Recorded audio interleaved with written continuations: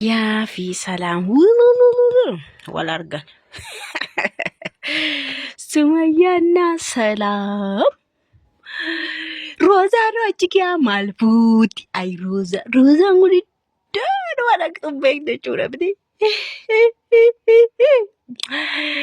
Xalaataa Sa'idoo tokkoffaa bira dhaqxe roozaan keessanarra.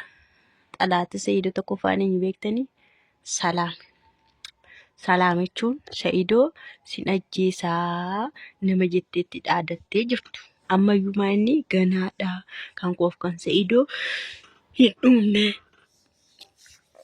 Sumayyaan keessan salaamiin boossiste.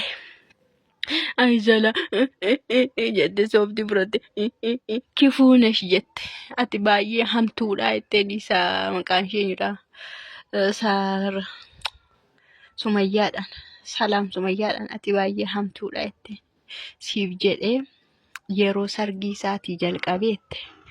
Yeroo sargii sana dhaqee siif jedhee filaashii fuudhee jalaa manan akka sana jaalladhuuf safaran akka sana jaalladhu keessaa Sa'idoo baqachuudhaafi amma nama natti erga nama haarayyoon arge Sa'idoon natti erge amma nama natti erge na reebsisa waan godhatu hin jedhu safara sana jijjiirradheette.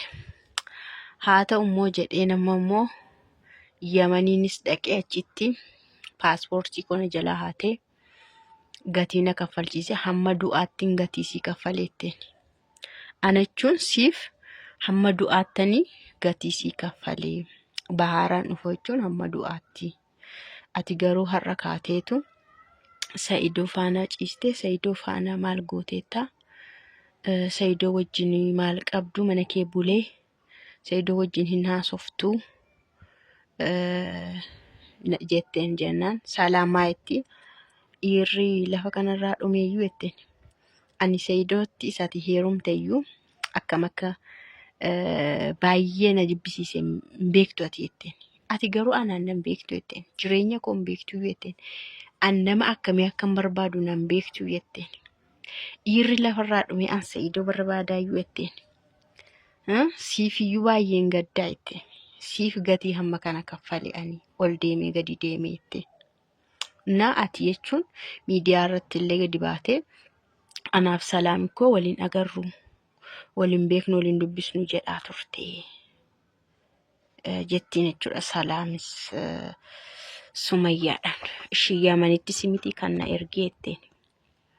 Yeroo ofii kee dhaqxee jetteen Yamanitti simiti kan na ergeennan ofii kee dhaqxaan sin ergine.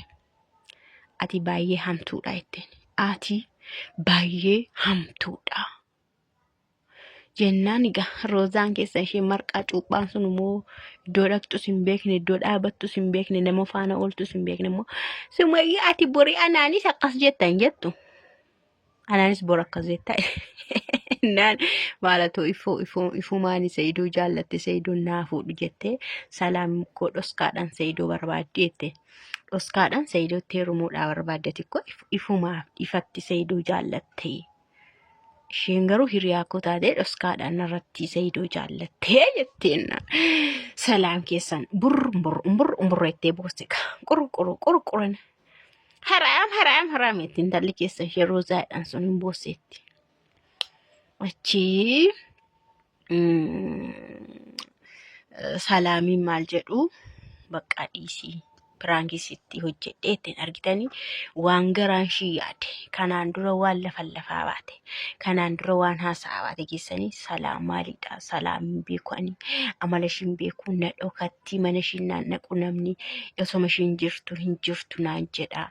Tidawwaliin dadhabaa Yamaniinis fedha ishii deemte ani hin deemin hin barbaadu jedheeni ani yoon barbaadeyyuu nama qabannaan diddee ishii deemte jechaa baateetu amma immoo shakkii garaa ishiidhaa keessaa qabdu hunda erga baafatte salaamitti himte Sa'idoo faana walitti hamattee booda piraankiidha jetteen. Piraankiidha habiibti dhiisetteen. Dhiisi piraankiissi godhetteen.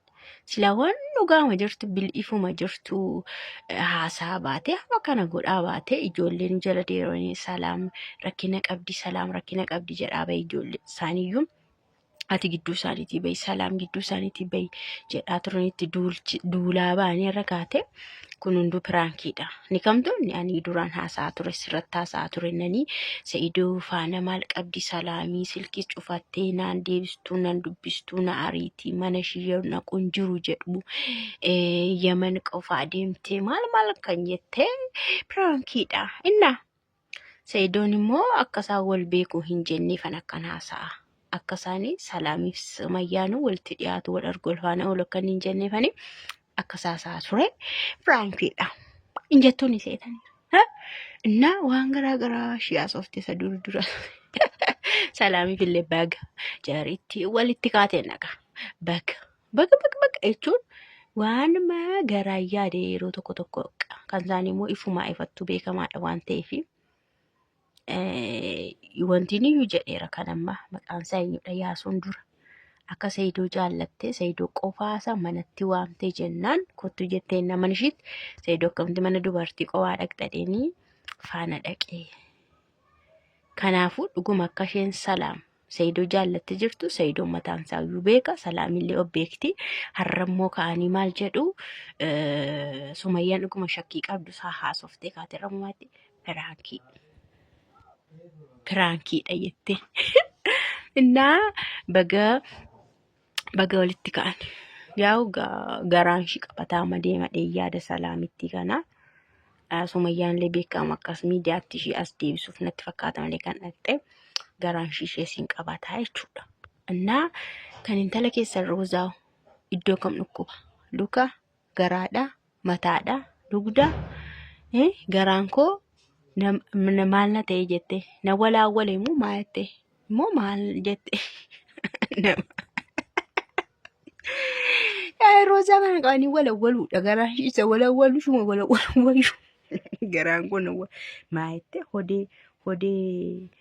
hodee tamboo caabbocee jechuu barbaaddeetu jedhan isaanii garaan kun raafame jechuu barbaaddeet afaan Oromootiin garuu hodee maal jettee cinan irraanfadhe dhugaa. Maal ma godhuun jedhe. Innaa Roozaa keessantuu nama dhiba salaamii fi Sumayyaan illee iyyuu harreen dhiittee ilkaa walirraan fixxuu jedhan. Isaan tokkuma gara tokkotti daakuu gara tokkotti bukeessu waan ta'eef isaan lamaanumaa miti waan barbaada walirratti yoo geemii haasa'anis isaan tokkumadha. Dhugaa dubbachuudha. Isheen kun garuu salaamii ammayyuu Sa'idootti kakatteetti. Ammayyuu ganaadha haala mijanne malee yeroon arganne malee kan gosa Sa'idoo hin dhumne ganaadha jettee jirti. Isheen kun immoo nama akkana Sa'idoo eeggatutti faana ashokshaakii akka Roozaa tish. Innaa as deebitee Sa'idoo akkas na godhe viidiyoo jettee as dhuftee waan baga Sa'idoo namidhee. Innaa deemtee mana isaaniitii nyaattee dhugdee maal akka nyaatanii dhugan hin beektu ma nyaatti ma dhugdi. Katee Sumayyaa jalaan baatu isheen katee Sumayyaati. Roozaa jechuun katee Sumayyaa jechuudha. Katee Sumayyaa Sumayyaan uffattee deemtu beektu miti ergamtu kanaa jechuudha intalli keessan gorfadha.